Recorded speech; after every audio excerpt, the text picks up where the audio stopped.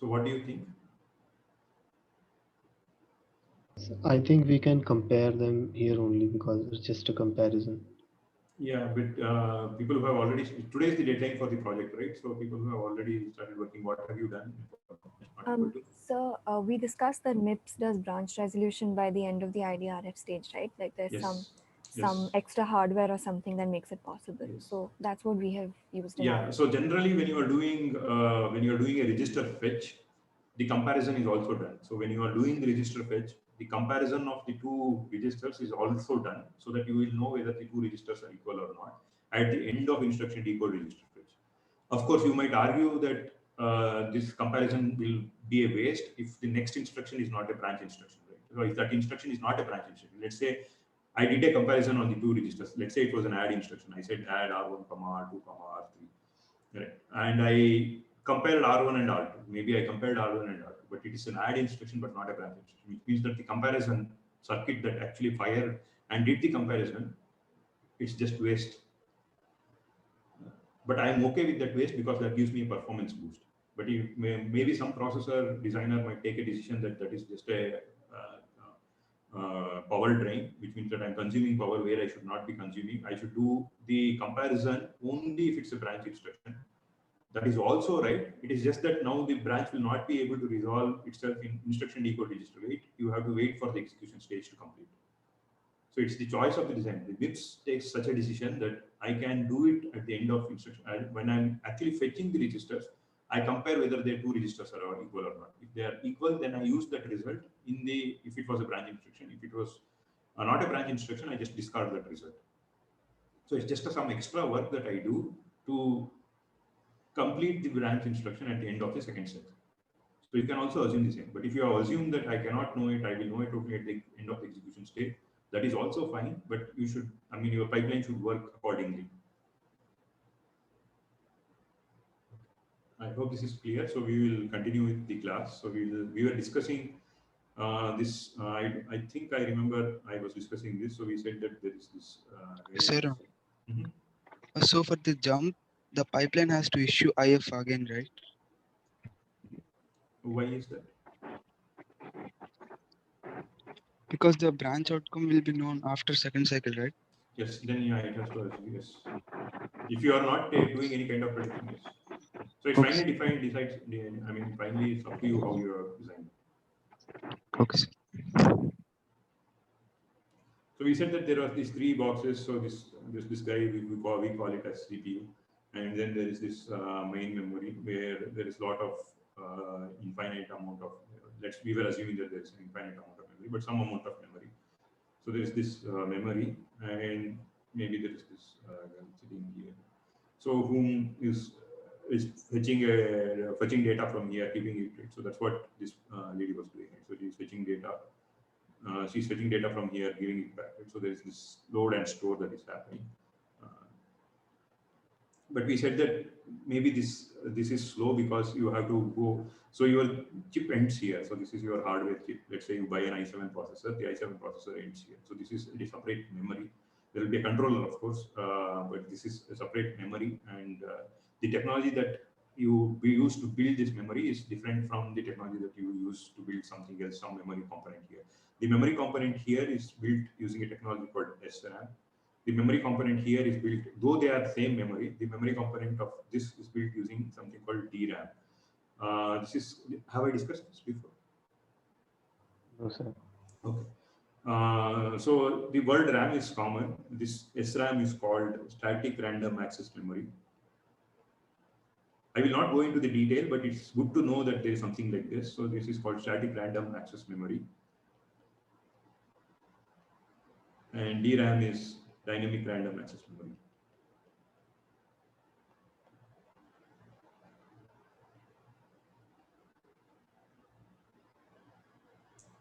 Okay. So now if I ask you which one of them is better, like which one of them is powerful, DRAM or SRAM, the answer might be DRAM, right? Because it is dynamic in nature. Or do you think it's the other way around? SRAM because it is fast because it's inside the CPU. I'm not worried whether it's inside or outside. I am just keeping them at the same place and then comparing them. Which one is good? Yeah, any answer is fine. Just think about it. I mean, there's nothing to think about it. So SRAM. Why do you think SRAM is? So I don't have a reason. So I think you Okay. is better. Okay. I think Yeah. since it's static, it keeps the content there only Excellent. without Who said this erasing. answer? Yeah. Who said this answer? Ashrit, Sorry. Ashrit, sir, Ashrit. Okay. Yeah, it's the right answer. Actually, this question I generally ask even in PhD interviews. Some people they end up with saying that it's DRAM. The answer is SRAM. I mean, not powerful in the sense powerful, but SRAM is expensive. The reason is it is made up of 6 transistors. Any technology that you build, right? This is made up of 6 transistors.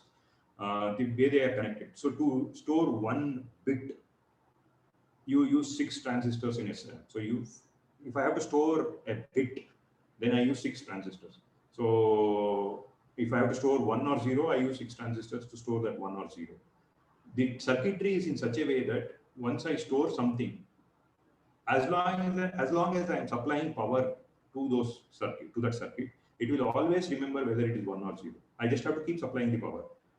If I remove the power, then of course it just forgets. Right? Let's say you have your you have your laptop. If you have your computer, and if you remove the power, then it just forgets everything, right? So then you have to reboot, and then you have to maybe relaunch the Firefox, relaunch Zoom, everything. So it just forgets.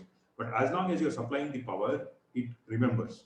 So I can just go to the SRAM and say, hey, what are you storing? It will tell me either it's 1 or 0. I don't have to do anything else. But DRAM is not like that. DRAM is made up of 1 transistor and 1 capacitor. Because it is made up of lesser number of transistors, the cost for a DRAM is cheap. That's why you can buy an 8 GB RAM, 16 GB RAM, 1 terabyte RAM, 32 GB RAM, so on and so forth. Today, it's very common to say that I have a 6 GB RAM or 32 GB RAM in my laptop, right? So that RAM is, when you are saying that RAM, you are actually referring to the DRAM. Of course, there are many technology variants. There is DDR3, DDR4, DDR2, DDR1, so on and so forth. So there are many technologies to build this DRAM. But the underlying thing is that it's dynamic. It is made up of a transistor and a capacitor. Of course, there might be variations to this, but the idea is generally the same. Since I am storing that bit in the capacitor, what do you know about the capacitor? This is pure physics, right? So what do you know about capacitor? What happens if I charge a capacitor? What happens if I charge a capacitor and leave it? Electric field. No. If I charge a capacitor and I just leave it, does it keep holding that charge? No, discharges. Yeah, it discharges. How does it discharge? What is the graph for capacitor discharge? Using what function does it discharge? Exponentially. Exponentially, right? So why is that you are not able to answer? It just keeps discharging, right? So I charged the capacitor. I said, hey, remember 1, right? But it starts discharging. So which means that after some time it would forget what I have asked it to store. Maybe I asked it to store 1, and maybe after 10 minutes I go back to the capacitor and say, hey, what was your charge? It will say, no, I have already forgotten what I have stored there. If I want to make the capacitor not to forget, what should I do? You have to reinitialize the value. Yeah, I have to reinitialize the value. Which means that at regular intervals, I have to, let's say this DRAM is a 4 GB memory, right? So many bits are there. So 4 gigabytes, which means that there are 4 giga into 8 capacitors. At regular intervals, I have to read what I have written in that DRAM and write it back. So I have to read what I have written and write it back. I don't have to do this for an SRAM because it is static. I just write. As long as I'm supplying power, I can just go back to the SRAM and say, hey, what have you stored? And it will tell me either 1 or 0. But DRAM, I cannot do it. At regular intervals, I have to read the data and write it back to the DRAM, which means that I have to reinitialize this capacitor value. This operation is called refresh. We will be seeing all this later in the classes, but it's just to give you the motivation of why we are heading in one direction. So this mechanism is called refresh. So I have to keep refreshing the DRAM. So if you see the DRAM, actually when you buy the DRAM, there is something called 10, 10, 11, and so on and so forth. So these are the refresh times for the DRAM. So when I am refreshing the DRAM is not accessible.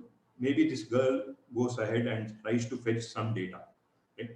Let's say the girl goes ahead and tries to fetch some data from this DRAM. The DRAM will say, no, I am refreshing my memory, so I cannot give you any data, please wait.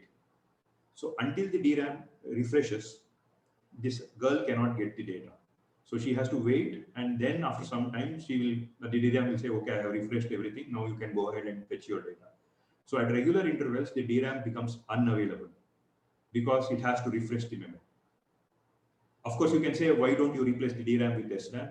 Then the cost increases. I will not be able to buy an 8 GB SRAM. It's just expensive. In today, of course, whatever I'm saying is today. If you listen to this recorded feature, I mean, maybe if for 5 years down the line, if you listen to the same recorded video, you might laugh at the faculty. You might say this faculty was nuts. Even he's saying that you cannot buy this. Right? So that, of course, everything that we talk is in terms of today's technology. So I can't buy an 8 GB or 16 GB SRAM. It's expensive for me. Of course, today also SRAMs are available, but I'm saying for a common man, it will not be possible. So which means that what happens if the DRAM is unavailable for regular intervals? What happens if the DRAM is unavailable for regular intervals? What can you tell about the access You lose time out of on the DRAM? performance. Yeah, so on average, the DRAM will take, say, 100 to 200 cycles. It will take 100 to 200 cycles to get some data from DRAM. It will take 100 to 200 cycles to get some data from DRAM. So let's say I issued an instruction fetch, instruction decode register fetch, and then I issued a memory. But this memory did not take one cycle. It took how many cycles now? Maybe it took 100 cycles. Maybe because at that time the DRAM was refreshing, I am not able to fetch any data. Maybe it took 100 cycles. Of course, it's not just because of refreshing that it is slow for other reasons that we'll be seeing very late in the class, in the course. But let's say it took 100 cycles. Now, don't you think that the other instructions will stall? Yes, right. Because this instruction cannot complete until this memory operation is done. Which means that I am waiting for the load 100 cycles. Maybe I wrote some load R1, 0, R2, and then I am doing add R3, R1, R4, right? So which means that there is a dependency. So none of the instructions can go further ahead. So there's a 100 cycle stall per instruction. Now the performance is not, I mean, it's as good as not having a pipeline because there's so much performance drop. You saw that the performance drops drastically even if there is a stall by one cycle for every instruction. You saw that the performance drops by how much? If there's a stall every instruction, there's a stall by one cycle, what is the performance drop? 50%. 50%. Yeah, you should not be taking so much time to answer this. Every instruction is now, instead of taking 5 cycles, it is taking 1 cycle extra, which means that you can get an instruction out every 2 clock cycles, which means that the performance drops by 50%, but just 1 clock cycle delay. But now I'm talking about 100 cycle delay, which means that the performance is just, I'm not happy with it, right? Like I'm not happy if I open my browser and it takes 100 hours to just load. So I'm not happy with it.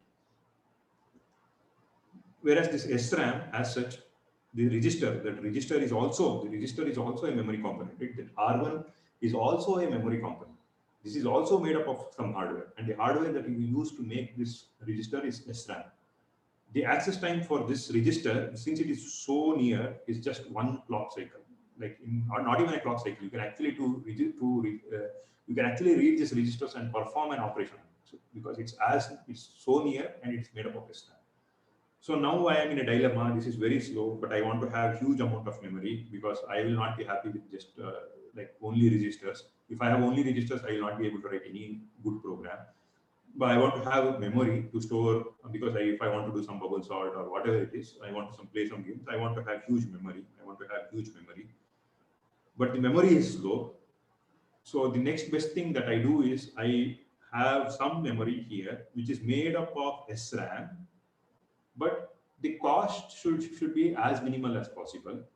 So I have maybe, say, to start with, like let's start discussing it. So let's say I have a 32 kilobyte memory here. So now I change the chip. I keep this cache. I call it cache because anything that you want to store is called a cache. So I cache the data. So I have a cache hardware here, which is made up of SRAM, which means that the access times are faster. For not just being it's because it is SRAM, it is also because it's inside the chip. This girl doesn't have to go further here and fetch the data. She can just look at it here and it's inside the chip. So it's like as if you are fetching something from your home. Right? Like maybe I have 10 onions, and if I want to cut the onion, I just have to look in my fridge and I get the onions and I cut the onions. But maybe if I want to eat broccoli today, I have to go to the main menu because there's very low chance that I would have brought broccoli and kept it in my home, right? And of course, unless I am a fitness freak, but which I'm not. But anyway, so you don't have to move away from your home. You have that memory here.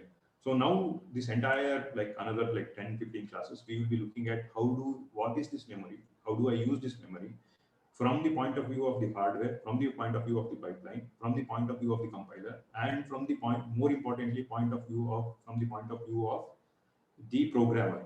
The first question when I started this course, I asked you about what is the difference between using a linked list and an array. Why is there a performance drop? You also did a lab experiment. Now you will actually understand why it is so when you understand the memory, this particular memory. So I'll just draw and then we can take any questions we have. So we have the cache.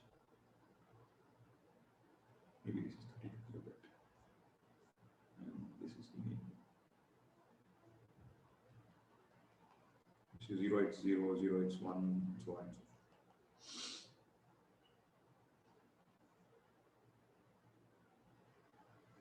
So this is the processor chip. You should not forget this. I am not making this up.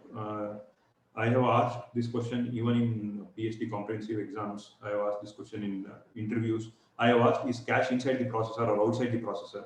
People who already have master's degree who are applying for PhD, they say no, cache is outside the processor. I mean, I have seen answers like saying that cache is outside the processor. I'm not making it up, which reflects very bad as a computer science engineer, right? I mean, let's say you go to the interview and say, okay, no, cache is outside, and that's just, it's like saying, I don't know how to sort numbers. If somebody asks you, is bubble sort better or quick sort better, that I'm not even asking such a complex question. I'm just asking, is cache inside the processor or outside the processor? People have answered that it's outside the processor. They are convinced that it's outside the processor. Even after me asking many questions, people still feel that cache is outside the processor. So get your basics right. Cache is inside the processor. So maybe this is 32 KB, maybe this is 4 gigabytes or some infinite number. Now I have this cache and it can store 32 kilobytes. Let's say it can store. Okay. Till now, is there any question that you want to ask, or can I move ahead? Sir. Go ahead. Sir, what is the definition of inside and outside the processor? Like if it's in the same integrated chip, it's inside. Yes. So if you see the chip, right, the die, the chip that if you actually buy an i7 processor, it's a single chip with its own I/O and all, right? So you can see that it looks like something like this. So everything on that chip is inside the processor. Yeah, everything inside is inside the chip. So this will have cores, it will have cache, and so on and so forth. But the memory, if you see the motherboard, right, there will be DIMMs like this. The slots like this, where you can plug in any memory you want. Right? That itself is a slot, and that itself is a card with its own chips.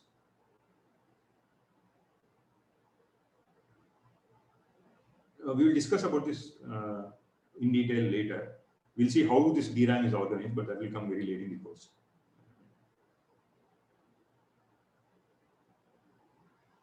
Is this okay?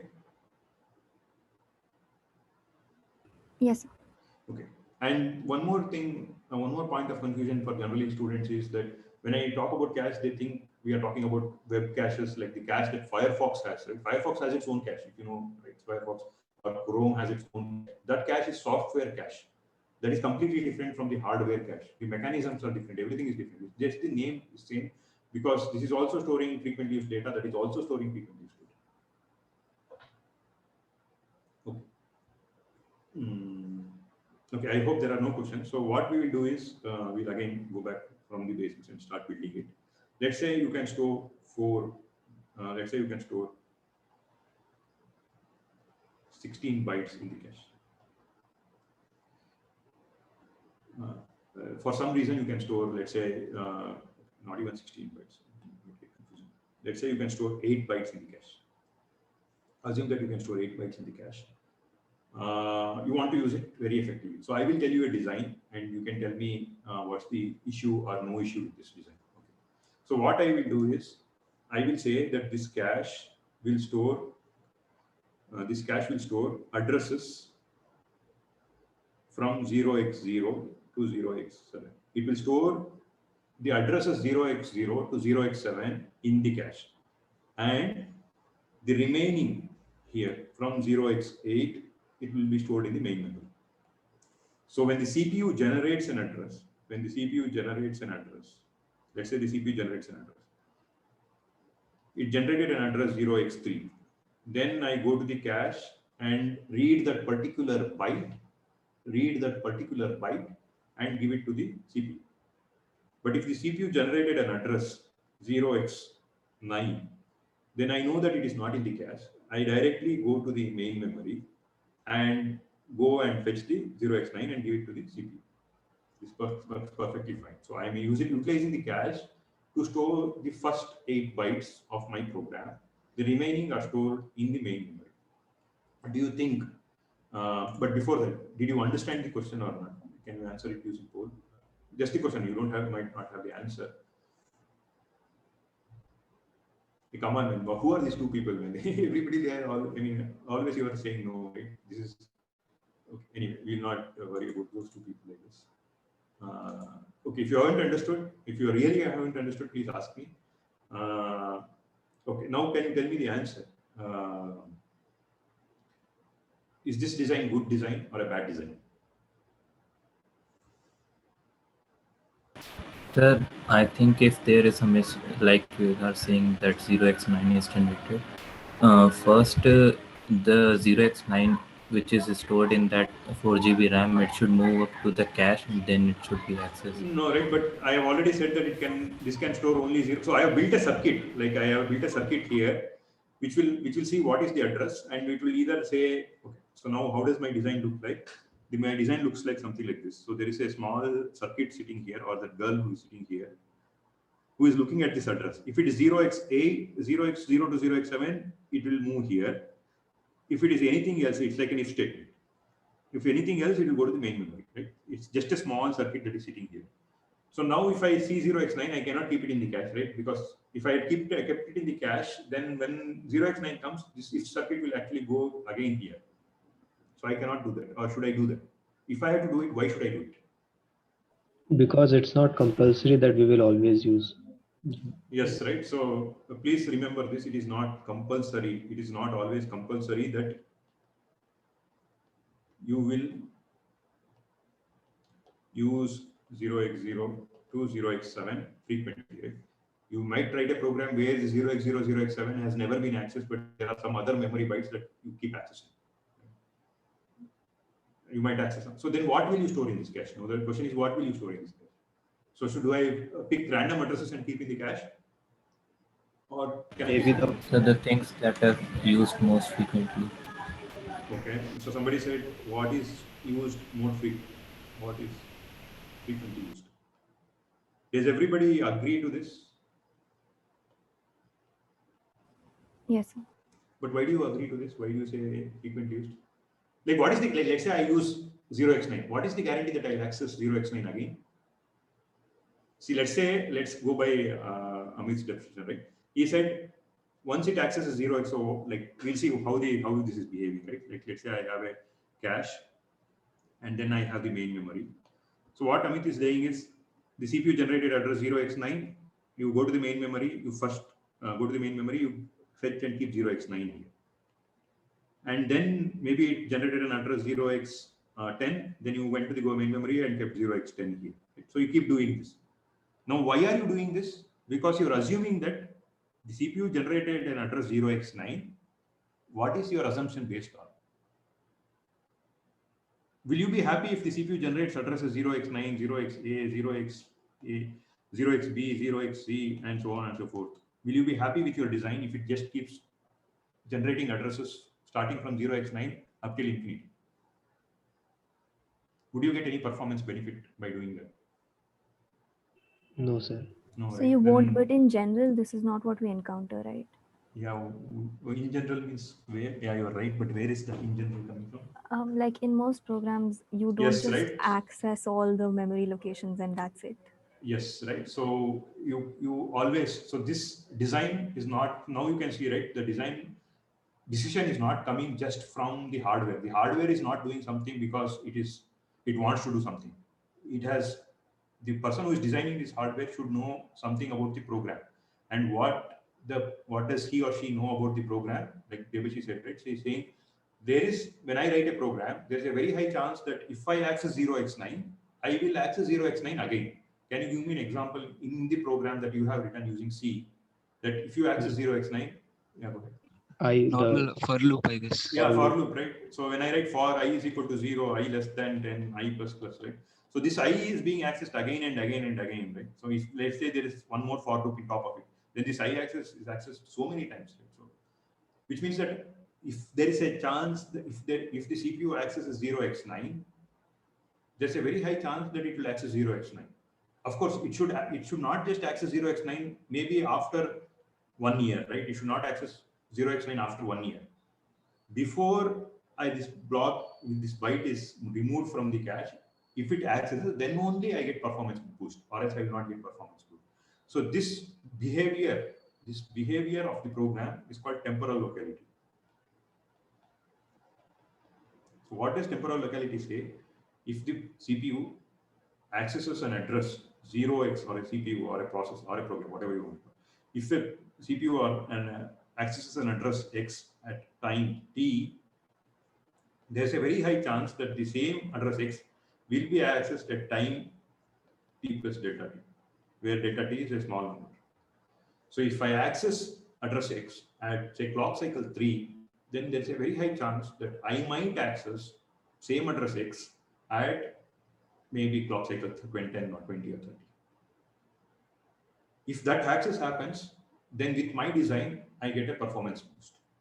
Because the first time when I access 0x9, I will not find it in the cache. The first time when I access 0x9, I will not find it in the cache. I have to go to the main memory, pay that 100 cycle penalty, and then come back to the CPU and give it. But now I am keeping, that girl is keeping that 0x9 in her purse or in this here, right? So she's keeping it in the cache. So next time when the CPU generates 0x9, next time when I generate this 0x9, I don't have to go to the main memory, but it is there in the cache because of temporal locality. Because of temporal locality, there's a chance that such an access will come. Now the question is, I have kept 0x9. Now there is no, we had an if statement. This was a simple design. The design I came up with was a very simple design. There's only an if statement. If it is from 0x0 to 0x7, I go to the cache. If it is above 0x7, I come to the main memory.